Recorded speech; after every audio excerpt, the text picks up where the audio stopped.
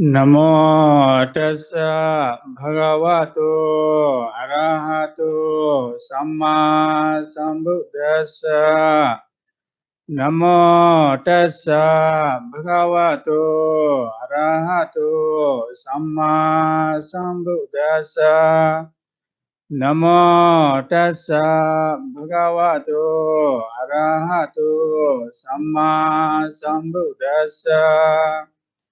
Bhavatu sabha mangalang rakhantu sabha devata sabha buddhanubhavena sada suthi bhavantu te. Bhavatu sabha mangalang rakhantu sabha devata sabha dhammanubhavena sada suthi bhavantu te. Bhavatu sabha mangalang rakhantu sabha devata sabha sangha nubhavena sada suthi bhavantu te.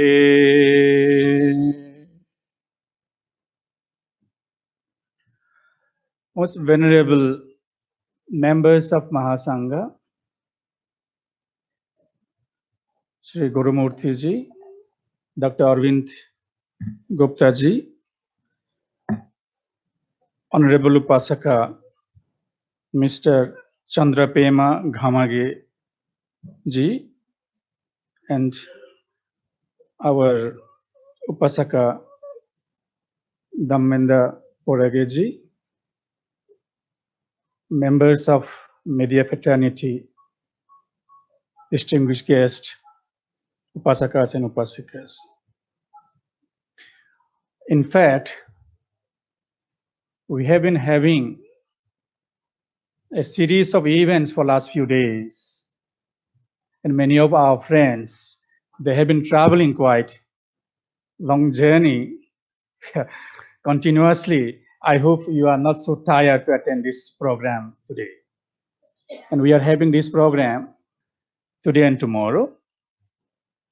As you have seen in the concept note and what our Dr. Arvind Gupta ji has presented to you, the media conference, Asian Buddhist Media Conclave, in my knowledge, I think it is the first time of this kind. If anywhere else, I have no knowledge of the Buddhist media personals coming together to think and find out some strategies or solutions that the world is facing today. So people ask questions, why the Buddhism and media? Why Buddhism and business? Because there are areas now coming up to rethink the problems you are facing. I understand it is really very, very important, because the communication channel, the things that are happening, which is not under our control, many things are happening.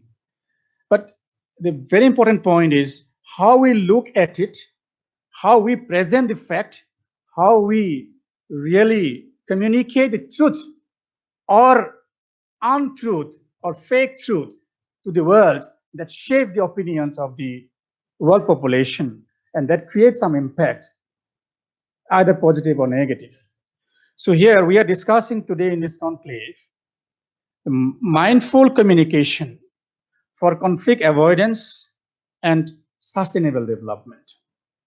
Surely, when we are mindful, then we are actually with the truth, with the fact, with the reality. When we are not mindful, then we are away from the truth, facts, and reality. So it is necessary for the media persons and for everybody to be mindful of everything that's happening around us. And in order to have a peaceful society, it is necessary to communicate or have a channel to really present the positive image, a positive perspective of the things that's happening, so that we can convert or transform the negative energy into positive things, so that we can build peace, which we all want. And the media persons coming from different countries of Asia especially, I would heartily welcome you here on behalf of International Buddhist Confederation and also VIF, that remaining time today after this session and tomorrow to work upon and find out how the Buddhist community can use this mindfulness technique in our communication to the world, where we can represent the facts, the truth, the events, the teachings happening around the world from the perspective of the teachings of the Buddha, that is, which talks about mainly focusing on the present moment, to be mindful and try to work out with the underlying principle of metta, karuna, and chaga. It means compassion, loving kindness, and charity or simplicity. I hope there'll be many things coming up, and we can contribute to the world from our Buddhist perspective, how media can be also helpful to rebuild the world that we are living in. If I'm allowed, that as everybody thinks, the media people need to be given the freedom of thought, of free thinking, freedom of speech. Though I am not a media person as such, but I also communicate some ideas to people. So if I'm allowed to think a different line of thought, what I have been thinking is the topic we have given today, or we have taken here today, is conflict avoidance and sustainable development. Then I was thinking the words of the Buddha, which says, Manopabhaghama Dhamma, Manosetha Manomaya. It goes on that way. That means whatever we focus, that happens. So in English also we find saying, what you think all day long, you become. So where is your focus? That happens, that comes. This is the mental laws. There are certain physical laws, certain mental laws that operate in the nature of the world. So from that point of view, if we are talking about conflict avoidance, whether we are to avoid or not to avoid, whether we are to resolve or to avoid conflict, but our focus is still on the conflict, still on the conflict. So I was just having some other line of thought where I felt like, say, darkness, dukkha, suffering. So is it appropriate for me to discuss the avoidance of darkness, avoidance of suffering, or lighting of the lamp or light, which automatically will eliminate or remove the darkness? So our focus area is not on darkness. So we don't have to talk about avoiding darkness.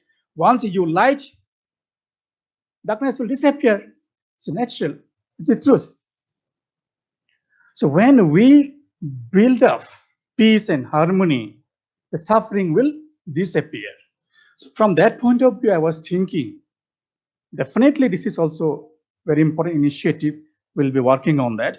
Whether can there be any other alternative thought that we work on something called harmonious coexistence When there is harmony, when we work for harmony, automatically conflict will be reduced.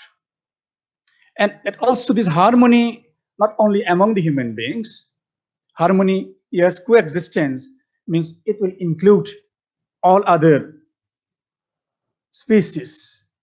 We are talking about the conflict, mainly the religious conflict. But the religious conflicts, it has its root on different belief systems, different ideologies. So when we work together to create harmony and understanding for coexistence of all, and that also beyond borders, whatever is truth is truth. So it doesn't have any kind of border or identification. This is the Hindu truth, Buddhist truth, Christian truth, or your truth or my truth. Truth is true. Suffering is suffering. Conflict brings always suffering. So that's what my understanding. Maybe we can think also creating a harmonious coexistence beyond borders of all the living beings. And that can be another approach that we can work on. The next point is sustainable development. I have a very big doubt on this concept of sustainable development.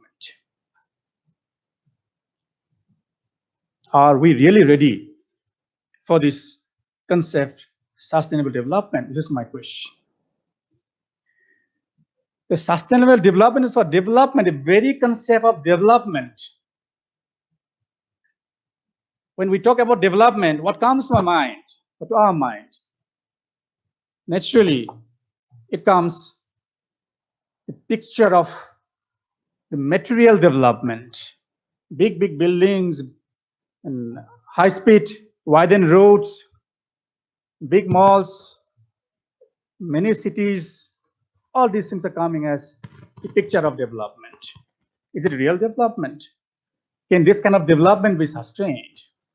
That is the question. Because when we destroy hundreds of trees, hundreds of lives to build one house, one bridge, do we think that this is definition of development? We are causing much harm to create something, one unit or two units of things. And